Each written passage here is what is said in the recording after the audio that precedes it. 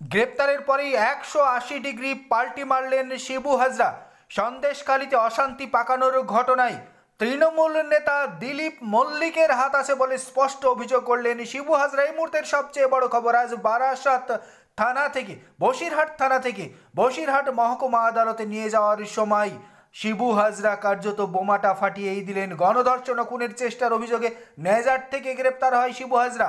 সন্দেশখালী ও জেলিয়াখালীতে শিবু হাজরার সম্পত্তি নষ্টের ঘটনায় নাম জড়িয়ে গেল তৃণমূল নেতা দিলীপ মল্লিকের। সন্দেশখালীতে অশান্তি পাকানোর ঘটনায় দিলীপ মল্লিকের হাত আছে বলে অভিযোগ করলেন শিবু হাজরা। তৃণমূল কংগ্রেসের নেতা জড়িত সন্দেশখালীর ঘটনায় প্রকাশ্যে বললেন শিবু হাজরা। কার্যত 180 ডিগ্রি পাল্টি মারলেন শিবু। দিলীপ মল্লিক বিজেপি নাকি দিলীপ মল্লিক টিএমসির লোক?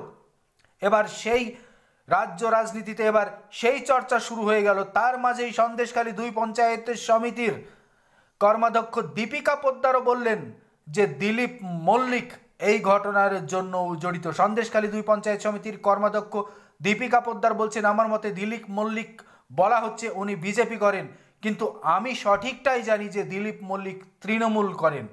শিবু হাজরার কথায় কার্যত বিস্ফোরণ ঘটে গেল রাজ্যে। থানা থেকে বসিরহাট আদালতে যাওয়ার সময় 180 ডিগ্রি পাল্টি মেরে তৃণমূলের নেতার দিকেই আঙুল তুললেন শিবু হাজরা। এই মুহূর্তের সবচেয়ে বড় খবর, শিবু হাজরা যিনি দিলীপ মল্লিকের নাম করছেন তিনি আসলে তৃণমূল কংগ্রেসের লোক দাবি দীপিকা পোদ্দারের। সন্দেশখালী 2 পঞ্চায়েত সমিতির কর্মাধ্যক্ষ দীপিকা পোদ্দার তিনি বলছেন দিলীপ মল্লিক বিজেপি করে বলা হচ্ছে, কিন্তু আমি ঠিক জানি না যে উনি কি করেন। তারপরই শিবু হাজরার সংযোজন দিলীপ মল্লিক তৃণমূলেরই লোক, আর সন্দেশখালীর গণ্ডগোলের নেপথ্যেও এই দিলীপ মল্লিক।